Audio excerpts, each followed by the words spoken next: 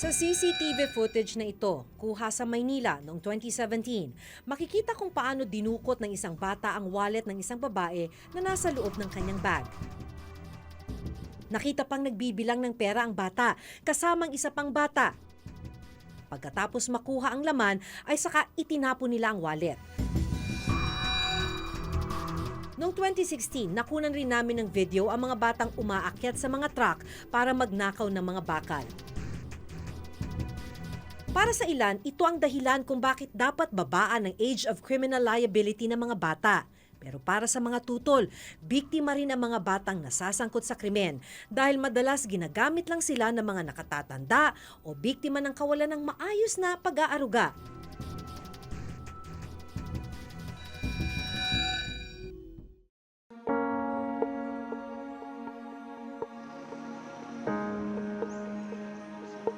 Bibisitahin ng Reporter's Notebook ang Tanglaw Pag-asa Youth Rehabilitation Center, isang youth care facility sa Malolos, Bulacan.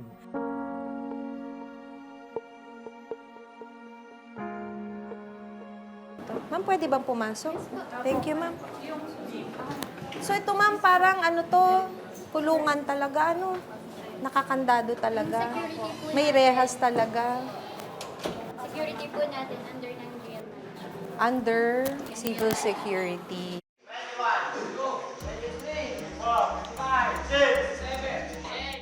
Naabutan naming nagro-roll call ang mga residente sa loob. Sa Tanglaw Pag-asa, dinadala ang mga kabataang edad 15 hanggang 18 anyos na lumabag sa batas. Pinangangasiwaan ito ng Local Government Unit ng Bulacan. Nakasaad sa Juvenile Justice and Welfare Act of 2006 na sino mang nagkasala sa batas na nasa 15 years old pababa ay walang magiging criminal liability at kailangang ibalik sa kanilang mga magulang. Wala ring criminal liability ang batang nasa 15 years old and 1 day at mababa sa 18 taong gulang ang edad. Pero kapag napatunayan ng korte na may discernment na o alam na nila kung ano ang tama at mali, maaari na silang sampahan ng kaso habang sumasailalim sa intervention program sa loob ng youth care facility. Ganito ang nangyari kay Jeric, 17 taong gulang at isang tricycle driver. Masada po ako sa nung gabi na yun. Nasakay po ang tatlong lalaki na may dalang bag. Tinanong po sa akin kung nasa San daw po ng dala nila. Siyempre, tricycle driver po. Sabi, sinamahan ko nga po yun. Hanggang sa isanla po namin. Tapos, dinos po yung ilang linggo o ilang araw. Ayun po, may pumunta na pong pulis namin. Binunta po po. Kasong robbery at paglabag sa anti-fencing law o pagbebenta ng nakaw ang isinampa laban sa grupo ni na Jeric. Dinala sa kulungan ng 3 lalaking kasama ni Jeric. Pero dahil menor de edad si Jeric, isinailalim siya sa rehabilitation program dito sa Tanglaw Pag-asa. Sa nakalipas na 1 taon at 8 buwan, 4 na beses pa lang dininig ang kanyang kaso. Ano yung takbo ng kaso mo? Napakabagal po. Bibigyan po kami ng set ng hearing. Dapat na po. Tapos marireset pa po. Kaya nga po, sabi po ng iba dyan na kami nakasumay. Marami na pong ano dyan, 10 years, 5 years. Kasi napakabagal po ang proseso ng kaso namin. Pangatlo si Jeric sa 5 magkakapatid. Hindi na nakagisna ni Jeric ang kanilang tatay. Mag-isa silang itinataguyod ng kanilang nanay. Hindi siya makapag-aral dahil sa kakulangan sa pera, kaya pinili na lang niyang mamasada para kumita. Dahil kolorum, sa gabi si Jeric namamasada. So hindi ka na nadadalaw ng nanay mo? Hindi po. Gusto nyo po nila akong dalawin. Ako na lang po yung naghihindi para hindi na lang po. Kasi kaya papamasahin po nila kung kaya na lang nila. Anong nakikita mo kapalaran mo? Labas ko, mag-aaral ako, trabaho ako. Sa ganun, para naka-graduate po ako, mag-aaral po ako ng trabaho para mas matulong pa. At dahil hindi na siya napapasyalan ng kanyang pamilya, dumidiskarte si Jeric sa loob para madagdagan ang pagkain niya. So anong ginagawa mo para makakain ng mas marami ba? Para hindi ka Ano po, kunyari. Kasi po yung mga samahan ko po dyan na laging dinadala. Minsan ako po nag-uuso na. Gara, ako na magluto dyan para makakain din ako. Kung magluluto, ang kapalit nun, Pagkain po. pagkain. Pero hindi lang pala mga menor de edad ang mga nakatira sa Tanglaw Pag-asa. So ma'am, 97, more than half. Yes, more than. Ma'am, matatanda na. Kasama nila yung mga bata. Wala ho kayong nakikitang problema doon? So far po wala. Hindi nyo ho nakikita na problema na dapat po Yes, we have nakahiwalay? tried na, we have tried na making petition na ililipat po sila sa adult na facility like provincial jail po. Pero yung mga judge po kasi, pag nakita po nila na upon commission of the crime, Minor. po, hindi po na Hindi pwede. Yes po, tsaka congested na po yung adult facilities natin. Oo. In fact po, dito sa Bulacan is more than 4,000 po. So mas kawawa naman Yes, po mas sila kawawa doon. po Kasi minor, when they committed the crime, minor sila. Yes po. In fact po, pag may doon naman sa adult facilities natin, pag nalaman na minor upon commission of the crime, nililipat po dito. Binabalik rin po Yes, rito. oo, para mabigyan ng intervention. Dahil mabagal ang usad ng kanilang mga kaso, dito na sila tumanda. Gaya ng nangyari kay Ivan. 17 taong gulang si Ivan nang ipasok dito sa Tanglaw Pag-asa dahil sa kasong panggagahasa. 24 na taong gulang na siya ngayon. Nandito pa rin siya sa loob ng youth care facility. Mabagal din po yung usad ng kaso ng proseso po nung kaso namin. May desisyon na ba? Opo, May desisyon na. may desisyon na po. Bago nagka-desisyon, ilang taon? Tumagal din po ng 6, 6 na taon? 6 na taon po. So ilang taon pa daw? Kulang pa po ako ng mahigit 2 years. Nararamdaman mo ba na sa tagal mo dito, parang hindi ka na naging bata? Opo, Ano yung pakiramdam mo? masakit po. Dahil yung kabataan namin, inagaw ng pagkakataon na to, na napunta kami sa gantong lugar. Namulat kami na nasa gantong gulang na kami na hindi namin nasulit yung kabataan nung nasa labas kami. Habang kinakausap ko si Ivan, may daing na inilabas ang kanyang mga kasamahan sa youth care facility. Kasi sa ginagalawan po namin dito parang daig pa po namin nasa kulungan totoo. Kasi dito yan lang po, yung paligid lang po na yung nilalakaran namin. So anong ginagawa ninyo sa isang araw? May paglibang po sa mga kasama. May paglaro po sa baba ng basketball po. Tapos, minsan po nanonood po kami ng movie. Yan lang po, sa ganung bagay lang po umikot yung araw namin. Mapipil talaga ng mga bata na sila ay parang nasa kulungan dahil una, hindi sila nakalalabas. Ang paglabas nila dito, kailangan merong court order. Ang problema dahil hindi umuusad ang kaso ng mga batang dito na tumanda, nagiging congested na ang Tanglaw Pag-asa. 4 na po lang dapat ang capacity ng youth care facility na ito. Pero sa ngayon, nasa 138 ang nananatili dito. Kaya talagang sobrang siksikan. Sa kwartong ito halimbawa, 36 ang nagsisiksikan, 8 ang kama. Sinasabi nga nila sa atin kanina na sa bawat kama, 3 ang nagsisiksikan. Yung iba, sa sahig na. 4 ang kwarto na natutulugan ng mga bata sa youth care facility na ito. Galing na tayo dyan. May 36 na batang natutulog dito. Pero dito raw sa kwarto na kung tawagin nila ay mapagbigay, ito na yata yung pinakasiksikan dahil nasa mahigit 40 kabataan yung mga natutulog dito. Tama ba? 40? 40 kayo rito. Kung 41 kayo rito, 7 ang kama, paano nyo pinagkakasya yung sarili nyo? Sa double deck po, 3 po sa ibaba, tapos 3 din po sa itaas. Wow, parang ganun din sa kabila. Halos lahat ganun ano. Pananghalian to. Ito na yung ulam. Sabaw ng pechay? May namin asin po sa tubig. Kulang po, pero may binibigay pa rin naman po sa amin. Kaya yung iba po sa amin nga sinasabi po kanina, yung mga walang dalaw, talaga, yun po yung dumidiskarte nyo na, kagaya po yan. Ako na maghuhugas po ng plato nyo. Basta bigyan nyo lang po ako ng pagkain. Ganun na po magiging diskarte po. Kaya po yung pagkain na nakadesenyo para sa 40 bata, hinahati po natin ang budget para po sa 150 bata. Kaya po, yung ilbis na magandang pagkain, mahahati po natin ito sa ganung bilang ng mga bata. Pangalawa si Vince sa 7 magkakapatid, parehong nakakulong ang kanyang mga magulang. Kasong robbery ang kinakaharap ng minor de edad. Wala rin naman pong maliliit pa po yung mga kapatid ko. Wala pong ibang tutulong sa kanila.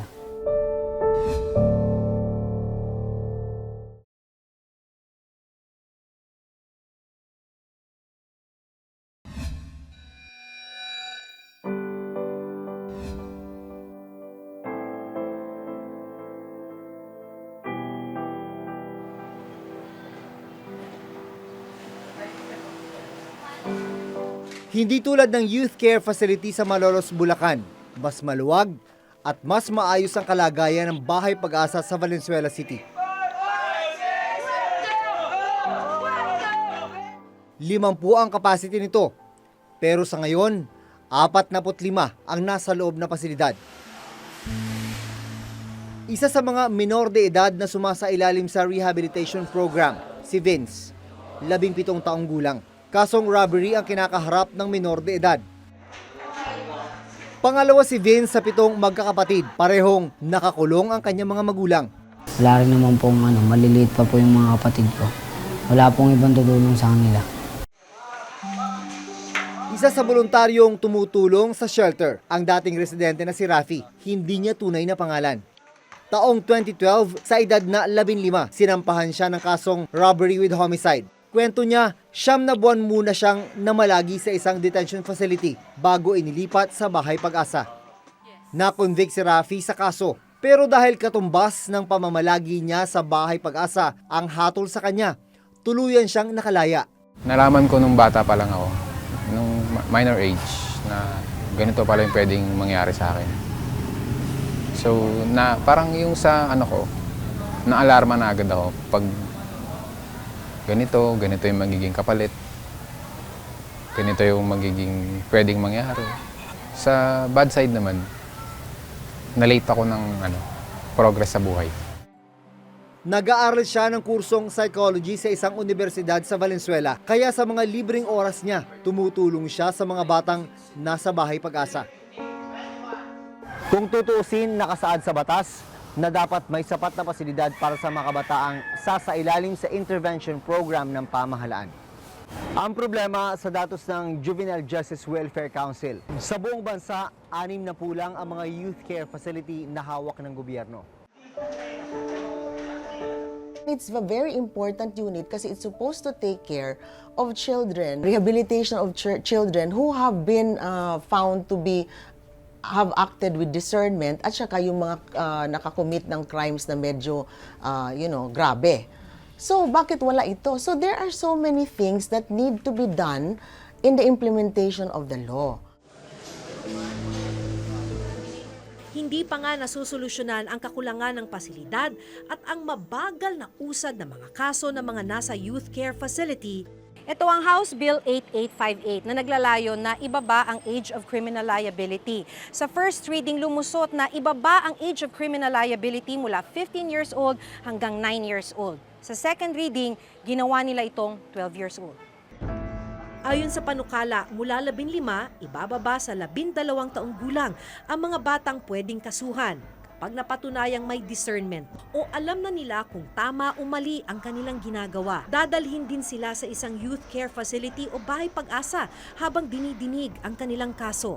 Magkakaroon lang ng confinement katulad ng binanggit ko in 3 instances. Number 1, the child in conflict with the law aged 12 and 1 day to 15 years old will commit or has committed the 10 serious offenses exclusive under the provision of the law. Number 2, in worst cases that a child in conflict with the law would be a recidivist, meaning paulit-ulit na gumagawa ng krimen even for petty offenses.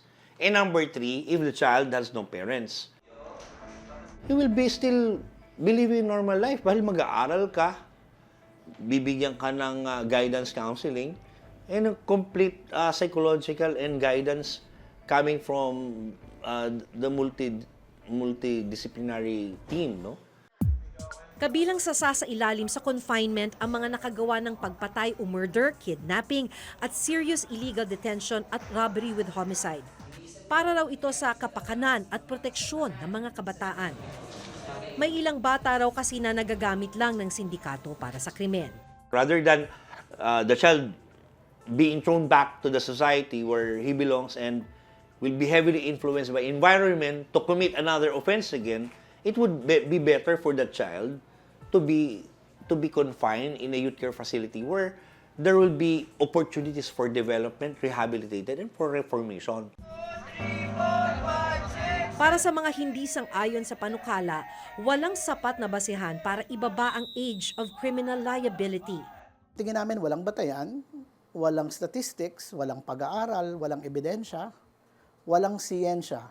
Itong nais ng Kongreso na pagpababa, no, sa age of criminal liability. In fact, sabi nga ng PNP, bumababa yung krimen natin eh.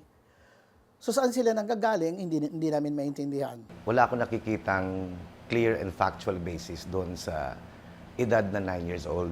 Kung titingnan natin ang datos, batay na rin sa PNP data, no, sa crimes, only 2% of the total crimes are committed by children. And we're referring to ages 9 to 17. Kung titignan mo, sa crime rate index natin, merong 2% na ang ginamit sa krimen ay kabataan. But that 2% is big. Malaki na rin yun. There is 2% na bata ang ginagamit. So, kung may problema, ang state, no, being it's like a father, no, na kung may problemang nangyayari, dapat tugunan at hanapan ng solusyon. Ayon sa isang developmental psychologist, mahalagang maunawaan na sa edad na 12, nasa developing stage pa ang kakayahang magdesisyon ng isang bata. So meron ng tinatawag na discernment. Pero yung discernment, no, it's more than that, no? It's also being able to behave in ways that are consistent with your knowledge of right and wrong, no? Ibig sabihin, may kakayahan kang magdesisyon at kumilos ayon sa alam mong tama at mali. So you could see at the age of 20, no, ngayon pa lang nagiging mas mature yung areas na yon of the brain. And these are the parts of the brain that govern the higher order thinking functions like decision making and impulse control and long-term planning.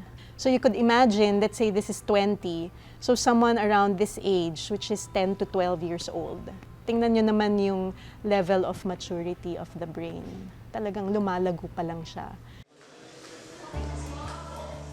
Sa mga disang-ayong babaan ng age of criminal liability, dapat ay ayusin at padamihin na lang ang mga youth care facility, lalo na't kulang na kulang naman ito sa kasalukuyan. Sa datos ng Juvenile Justice Welfare Council, 47% lang ng mga local government unit o LGU ang naturuang gumawa ng comprehensive juvenile intervention programs. Kasali na rin dyan, syempre, yung branding, yung best interest ng child, no? Because you are branding the child to be a criminal at a very young age, di ba? At saka, yung sa trauma, psychological trauma ng mga bata. So, in other words, the whole welfare of the child.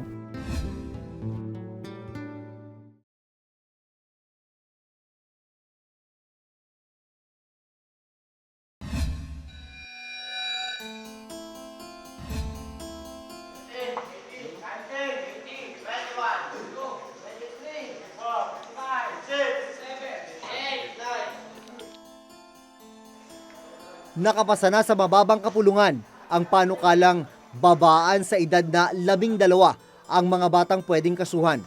Para sa mga tutol sa panukala, bakit hindi mga sindikato o mas nakatatanda na gumagamit sa kanila ang tugisin? Hindi ba't biktima rin ang mga bata? Hanggang sa susunod na Huwebes, ako si Maki Pulido. Ako si Jun Veneracion at ito nakatala sa aming Reporter's Notebook.